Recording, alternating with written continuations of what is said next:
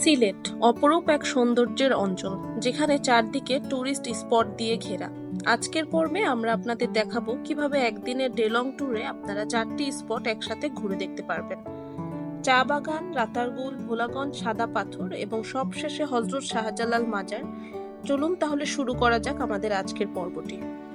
হঠাৎ করে মনে হলো একদিনের একটা ডে লং ট্যুর দেওয়া যায় অফিসের ছুটির মধ্যে।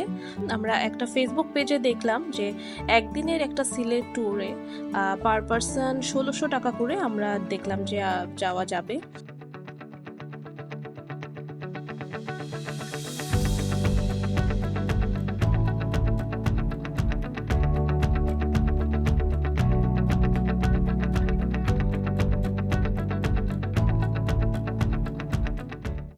তো আমরা সেই উদ্দেশ্যে রওনা দিয়ে দিলাম। রাত তখন বাজে 9:30। আমাদের বাস ছেড়ে যাবে রাতের 10:30টায়।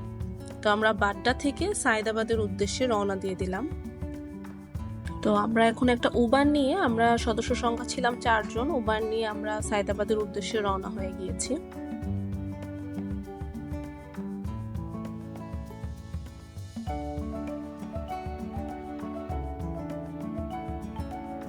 রাস্তায় অনেক জ্যাম ছিল সেদিন। তো আমরা ফাইনালি পৌঁছে গিয়েছি আমাদের স্পটে। আমরা বাসের সর্বশেষ যে সিটটা ছিল সেটাই পেয়েছি। লাস্ট 4 সিট ওনাদের অ্যাভেলেবেল ছিল।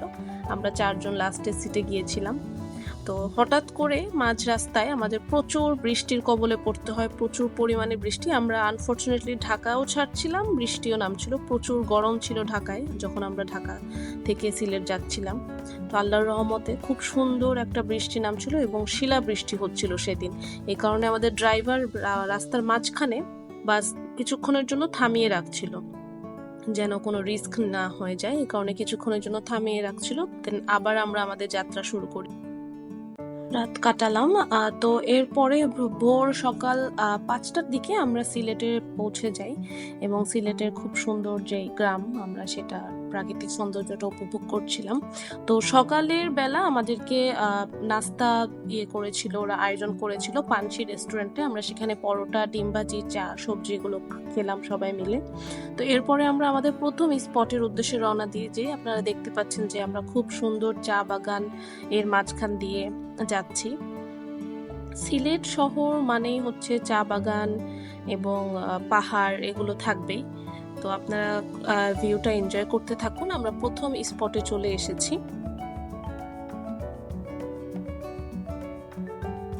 খুব সুন্দর একটা চা বাগান। এটা আমাদের প্রথম স্পট। আমরা সবাই এখানে মিলে গ্রুপ ছবি তুলছিলাম।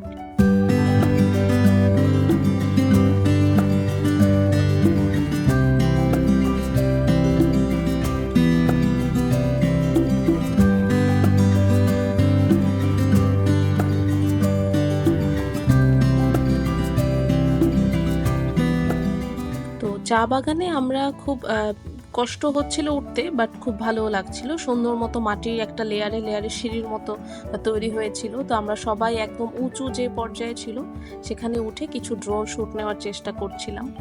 খুবই সুন্দর একটা প্লেস। যারা যাননি এখনো তারা অবশ্যই একবার হলেও ভিজিট করবেন। মন ভালো হয়ে যাওয়ার মতো একটা প্লেস এটা। তো আমরা যেদিন ট্যুরে গিয়েছিলাম, ভ্রমণে গিয়েছিলাম, সেদিন আমরা এতটা রোদ ছিল বাট এতটা গরম ছিল না। আবহাওয়াটা মোটামুটি খুব নর্মাল ছিল। আমরা খুব এনজয় করতে পেরেছি। এতটা আমাদের কষ্ট হয়নি। ঢাকায় যে পরিমাণ গরম ছিল সেই তুলনায় সিলেটে তেমন একটা গরম ছিল না বললেই চলে। তো আমরা একদম চা বাগানের উপরে উঠেছি। চা বাগানের উপর থেকে ভিউটা আরো বেশি সুন্দর। চারিপাশে শুধু সবুজ গাছ আর গাছ দেখা যাচ্ছে। আমরা একদম উপরে উঠে সেখান থেকে কিছু ড্রোন শ্যুট নিয়েছিলাম। তো এরপরে আমরা আবার রওনা দিয়ে দিয়েছিলাম রাতারগুলের উদ্দেশ্যে। তো রাতারগুলের এখানে এসে আমরা বাস থেকে নেমে এখান থেকে আমরা অটোতে উঠতে হবে। একটা অটোতে 4 জন অথবা 5 জন করে ওরা একটা অটো রিজার্ভ করে। এখান থেকে আপনারা ভাড়া করে নিতে পারবেন আপনাদের সুবিধা অনুযায়ী। পার পার্সন হয়তো 5 টাকা অথবা 10 টাকা করে নিবে। তো অটো দিয়ে আপনারা নৌকার ঘাট পর্যন্ত যেতে হবে।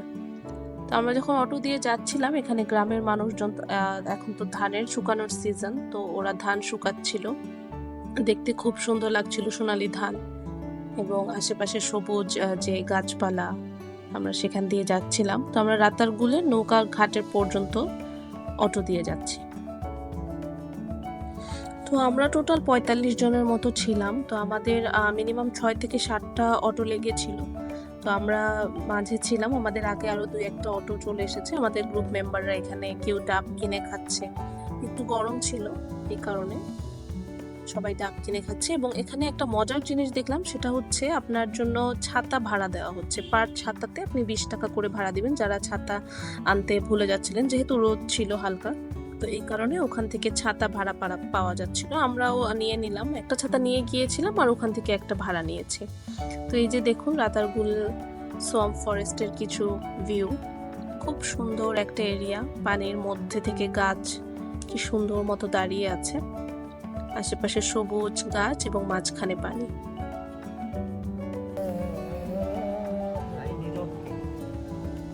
যত দেখি তত হায় পিপাসা ভরিয়া যায়, যত দেখি তত হায় পিপাসা ভরিয়া যায়। কে তুমি জাদু করে, কে তুমি জাদু। তো এখানে আমরা সব নৌকা একসাথে করে সবাই মিলে একটু মজা করছিলাম, গান গাচ্ছিলাম।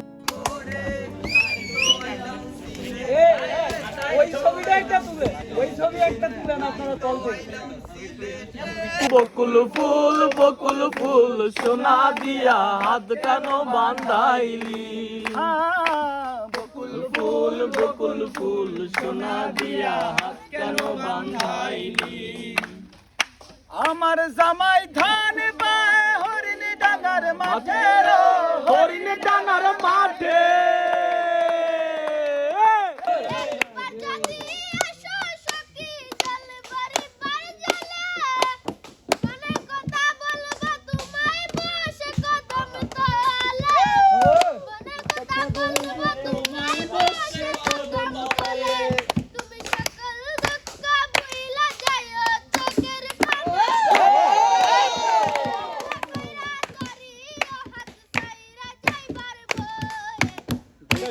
তোমায় মন চাইছে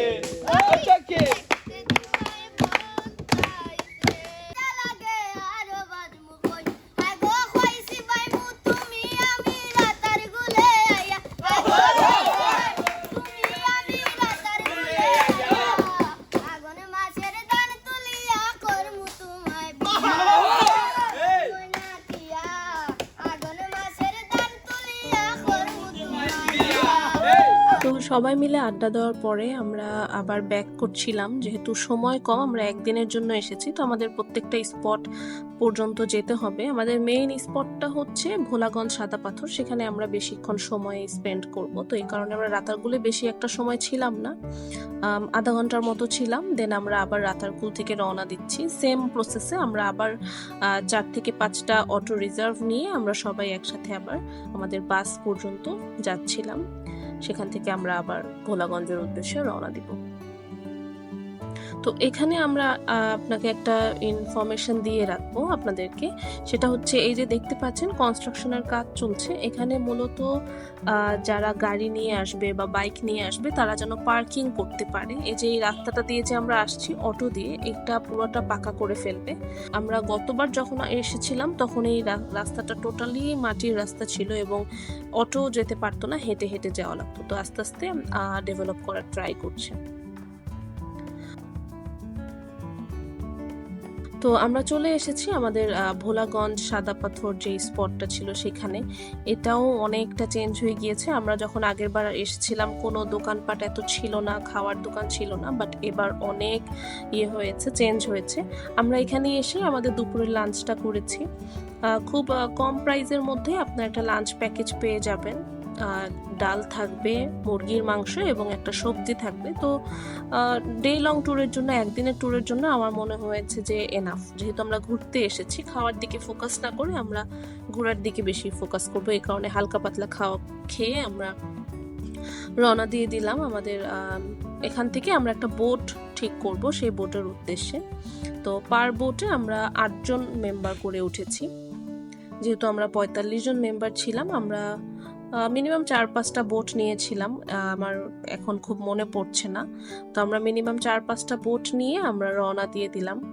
কি সুন্দর একটা দৃশ্য দেখুন, যে আশেপাশে মেঘালয়ের যে পাহাড়টা দেখা যাচ্ছে, মনে হচ্ছে যে ওইখান থেকে আমরা ধরতে পারবো। মাঝে নদী, 2 পাশে পাহাড়, এক অপূর্ব দৃশ্য।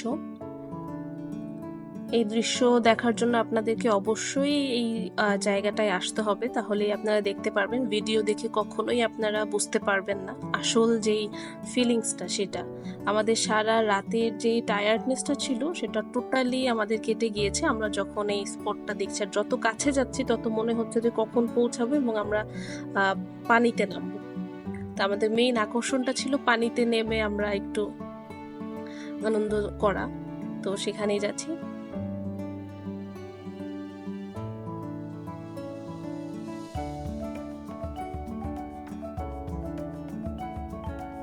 এই সেই বিশাল ভোলাগঞ্জ সাদা পাথর এরিয়া।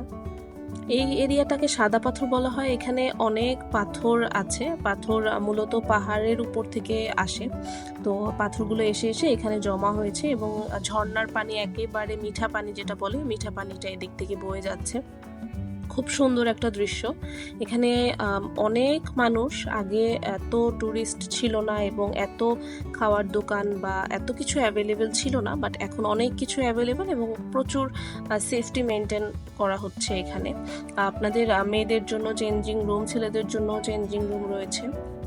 তো আপনারা পানিতে নামতে পারবেন এবং নেমে পাশে থেকে চেঞ্জও করে নিতে পারবেন এবং লকারের সিস্টেমও আছে। আপনাদের যাদের কাছে ব্যাগ এবং মূল্যবান যে জিনিসপত্র আছে, আমরা সেগুলো আপনারা লকারে রেখে দেন পানিতে নামতে পারবেন।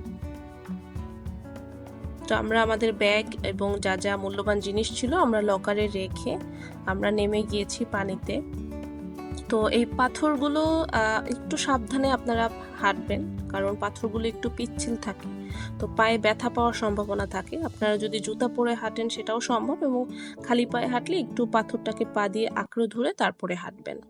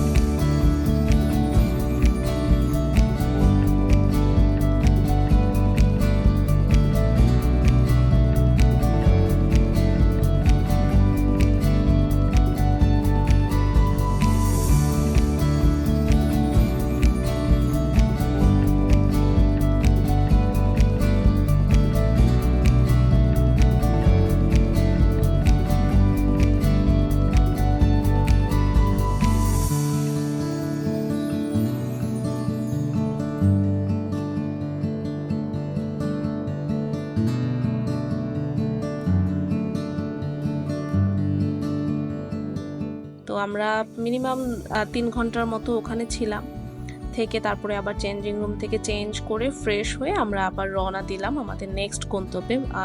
তখন প্রায় 5টা 5:30 বেজে গিয়েছিল। তো আমরা এখন রওনা দিলে সিটির উদ্দেশ্যে, সিলেট সিটির উদ্দেশ্যে আমরা 8টা-9টার দিকে পৌঁছে যাব। তো তখন আমরা হযরত শাহজালাল যে মাজারটা আছে সেখানে যাব এবং মাজারে কিছুক্ষণ থেকে আমরা রাতের বেলা আবার ব্যাক করবো, এই আমাদের প্ল্যান ছিল।